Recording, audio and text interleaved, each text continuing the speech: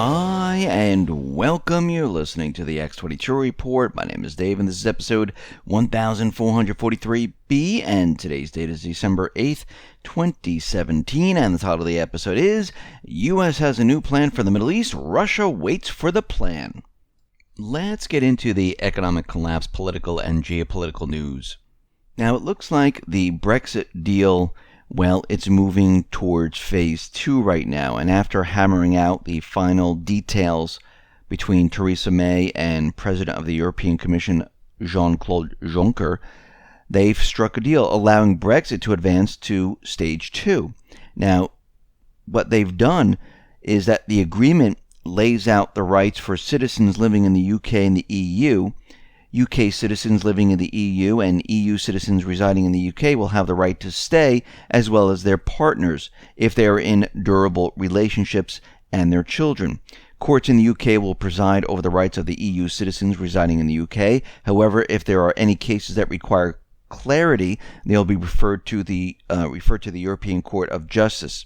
Citizens with permanent resident documents should get new ones issued to them for free. Citizens can also be absent for up to 5 years without losing any of their legal rights. And any unclear cases will be referred on to the European Court of Justice for 8 years following the Brexit. And we see right now that they're continually hammering out more deals, and it looks like we're moving on, and the UK is getting ready to exit. Now, is this going to happen tomorrow? No, they still have more talks to go through, and they're still discussing many other issues.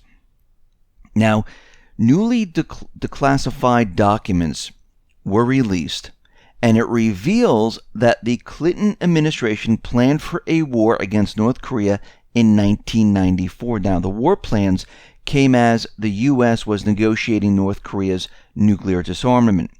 The U.S. crafted its plan for war as North Korea began defueling a reactor that could provide missile material for nuclear bombs, inching closer towards establishing deterrence against the U.S. and its allies who have, long sought to overthrow the North Korean government. Now, the newly released documents also reveal that in 1997, Washington worried that starving North Korea, suffering from chronic food shortages and under sanctions, could become a dangerously chaotic situation. So when we look at the situation today, we can see that this really was planned for a very long time, and they wanted to have war or have regime change in North Korea, and it all revolved around North Korea becoming a nuclear state. Now, this is what North Korea wants. They've been developing their nuclear program, they're developing their missile program, because eventually their plan is to say, listen, we're a nuclear state, we need to be inspected, there'll be no regime change here. Because if you look at the track record of the cabal, what they do is they really don't go into those countries that have a nuclear weapons system. They stay clear of those countries where they're having regime change. And once that country has a viable nuclear missile system, they back off. And North Korea understands this. And this is why they've been pushing to get their nuclear program and their missile systems up and running. This is why China, Russia, the U.S., not the cabal, the U.S., they've been waiting and hoping and probably helping North Korea develop their systems so they can be recognized as a nuclear state. So this way the cabal would have no choice but to leave them alone. We see there are protests, there are riots. We see that Israel is saying that missiles were fired into Israel, but, didn't even hit anywhere. So Israel fired back. Now, once again, this is all being blamed on Trump, where he said Jerusalem is now the capital. And of course, yes, this has been going on for quite a while.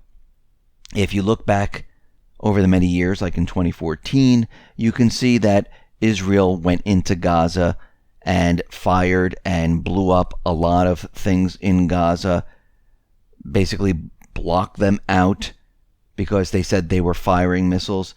And this is all part of what is happening right now. Now, will this lead into something much, much larger? Well, we can see that there are many countries out there that are very upset about this, and they're asking, the Palestinians, they're telling the Iranians, the Turkish people, they're all out there saying that it's time to start a war.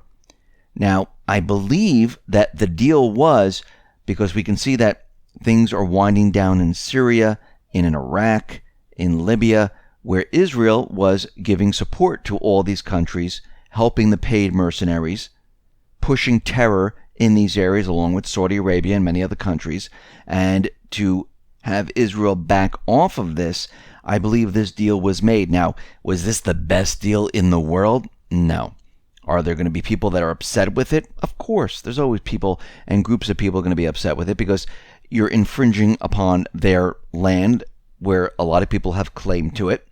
And we have to understand who has been pushing terror in this area. And we know that it was the U.S., the cabal, Israel, Saudi Arabia, and many other countries that were pushing their agenda in these countries. And I think this deal was made for them to back off, because we can see right now the Middle East, this part of the Middle East is completely gone. Russia and China have moved in. Now, what's very interesting about all of this is Tillerson is out there and he's hinting that there's a deal that they're coming up with to resolve the Arab-Israeli conflict in one fell swoop. Now, Russia is sitting there going, okay, we're waiting to hear this plan that you have, because we don't know what you're planning to do here, and we want to know what it is. So we are waiting with bated breath to hear the details of the plan. Now, Lavrov is out there, and he's saying that what Trump has done, well, he shot himself in the foot with this decision, undermining their whole entire Middle East strategy.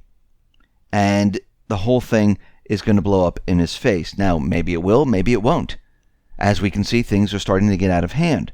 But we need to understand there was something else that was beneath this, that wasn't being talked about out loud, which was kept from the corporate media, which was kept from everyone else, which was discussed among certain leaders. Just like with Syria, when Trump decided to fire missiles into there, and people thought we were going to war, and people were saying there's 100,000 troops going in there, and now we see troops that are leaving Syria, and Russia and Syria were able to defeat the Islamic State. Same thing's happening in Afghanistan. The Pentagon there, and there's different factions within the Pentagon, they're there now, and they're really fighting the Islamic State. Actually, they're closing down poppy fields in Afghanistan. And a lot of people think, well, it's the Taliban's poppy fields. No, it's the CIA poppy fields that they're shutting down. And we see what's happening right now. The Islamic State, Al-Qaeda, this was the army of the cabal. They used these paid mercenary forces to push their agenda in all these areas. And what's happening right now is there's this gigantic cleanup operation happening, where they're actually, yes, removing the paid mercenaries. And we can see that this is actually happening throughout the Middle East. Now, this doesn't mean that things are going to, spark up someplace else and, something else is going to happen, because you have to remember, the cabal, they want some type of war. Now, even though Israel might have made this deal with Trump, something else might happen, because as we know, the cabal, Israel, Saudi Arabia, they kind of go back on deals and they push certain events because, they don't abide by anything. They don't abide by any laws. And we'll have to see how this all turns out. But we can see at this point, something else is happening. And this is why this is being done. Now, things, like I said, they are starting to get out of hand with these protests and stuff like that. But we'll have to see how this all plays out in the end. There are certain individuals saying that Trump is preparing to split up the Palestinian area and give it all to Israel. I don't know if that's really going to happen, because I don't think that's going to sit well with the rest of the world, because we could see what happened back in 2014. So I think there's still another plan. That's why Tillerson is mentioning this plan. Russia is saying we're waiting for this plan, and we'll have to see what this turns out to be. And we can see the cabal, they're losing their power very, very quickly. Not just out in the Middle East, but here in the United States. Things are rapidly falling apart. In Iraq right now, we see that the Iraqi forces, the Popular Mobilization Units, well, they resumed their military operation against the Islamic State, and they have liberated 40 villages. And we see right now they are pushing the agenda to get rid of the Islamic State, because once that is done, they're going to ask the United States to leave Iraq. Just like Syria is asking the United States to leave their country. There's no reason for them to even be there. I know there's news stories out there saying that the United States is never going to leave, but yes, eventually, under international law, Russia and China will push this, and they are the majority. They will push the U.S. out of there, because under the world opinion and the way the world looks at this, they're not going to have a leg to stand on, because there's nothing they can cite. There's no law that says they can just have a force in a country. And we can see that things are changing where the cabal doesn't have the upper hand, but Russia and China do. We see the Islamic State, the hacking group, which is called the Electronic Ghost of the Caliphate. Well, they are threatening the U.S., saying that we are the hackers of the Islamic State, and we will face you in a massive cyber war. You think you have won, but we're coming to get you. Now think about this for a second. The Islamic State has been eliminated in Syria, almost gone in Iraq. They have no power.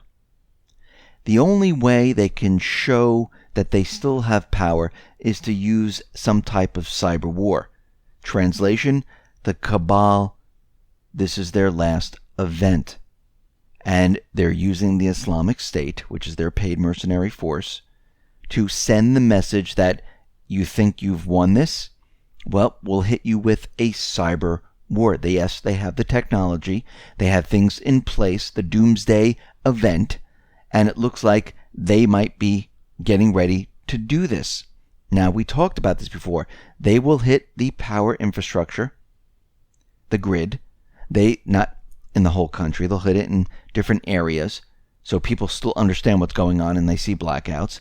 They'll hit the financial institutions, and they'll bring everything down, because they have nothing left. There's nothing left for them to lose except to have this incredible event to distract everyone from what has been going on. Because if they don't do this and the truth continually comes out, we're going to see all these individuals, all these different intelligent operatives, the Clintons, the Bushes, and everyone else, they're going to be called up on charges.